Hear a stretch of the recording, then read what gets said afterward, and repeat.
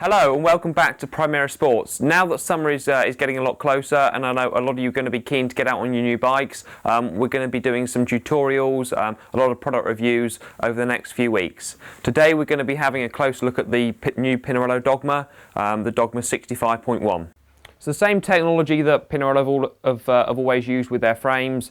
This one's sort of highlighting the whole asymmetric theme, which is what Pinarello are all about. So the frame isn't symmetrical on both sides. This is to account for the fact that you've got the drivetrain and the majority of the weight of the bicycle on the right-hand side. So they've shaped and they've made the tubing accordingly.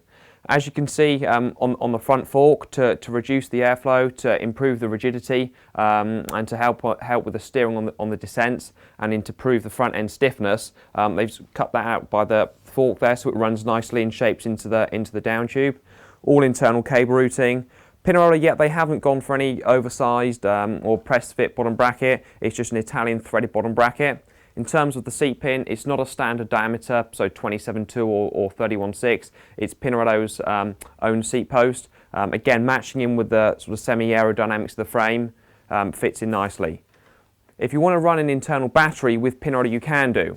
The battery's mounted inside of the seat post, and most have got a specific bracket that you can put inside the seat post to mount the battery. At the moment, they're one of the only manufacturers that you're able to do this.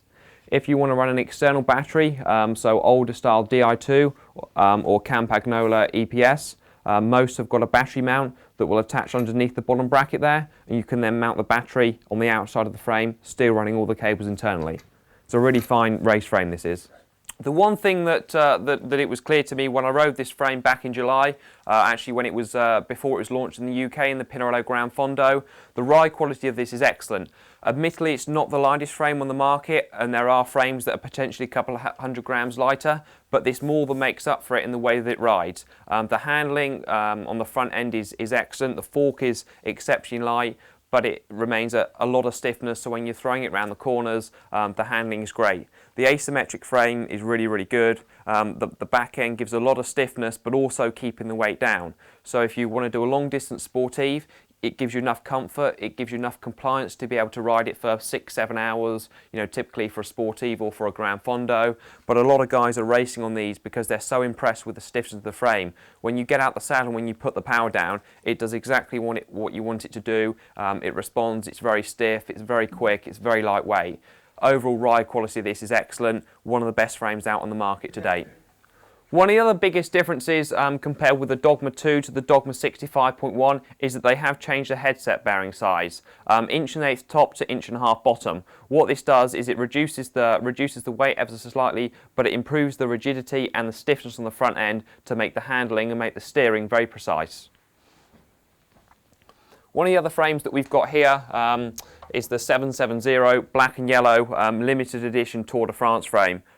Quite a large size, as you can see. This is the biggest one that Pinarello make in a 62 centimetre. This was a special order for a customer that was ordered way back in September, so we've waited about 6 to 7 months. But I know that the customer is going to be very happy with the frame, and that's the nice thing with Pinarello. They offer, I think, 13 or 14 sizes in about as many colours.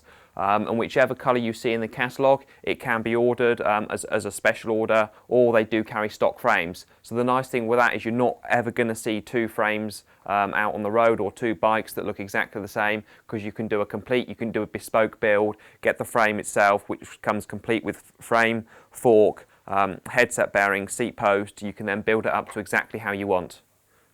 Thanks for joining us today and watching the video. Hopefully it's given you a lot more of an insight to how great these new Pinarello frames are. Stay tuned, because over the next couple of weeks we'll be doing a lot more product reviews and tutorials on the products that we have in the shop. And if any of you have got any suggestions, please Facebook or email us, and we'll be happy to review the products that you want to see.